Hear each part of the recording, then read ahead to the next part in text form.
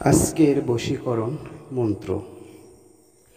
এই মন্ত্রটি কখন কোন সময় কিভাবে পাঠ করবেন, যাকে আপনি বশীভূত করবেন, বা বিবাহিত বা অবিবাহিত স্বামী স্ত্রী মধ্যে সূরা ইখলাস পাঠ করবেন চক্ষু বন্ধ করে।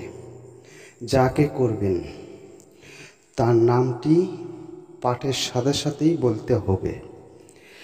এইভাবে 3 দিন। যত গুড় তত মিষ্টি। অনেকে ব্যস্ত হয়ে যান, হচ্ছে না কেন? সঠিকভাবে করতে হবে, তাহলে আপনি পাবেন। সঠিকভাবে যদি না করেন তাহলে হবে না। যে কোনো জিনিস ধৈর্য সাথে করতে হবে, অধৈর্য হলে হবে না। অনেক চ্যালেঞ্জ থেকে করেছেন, কোনো ফল পাননি। আমার দ্বারা আপনারা অনেক উপকার পাবেন। অনেক জায়গায় ধরা খেয়েছেন, আমার কাছে এসে বিভিন্ন রকমের কৈফিয়ত দেন। তা করবেন না।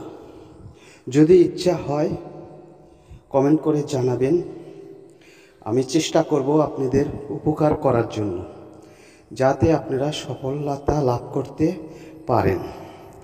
অন্যায়ভাবে কখনো করবেন না, ইনশাল্লাহ উপকার পাবেন। আজকেই শুরু করে দেখুন। আজ এই পর্যন্তই। খোদা হাফেজ।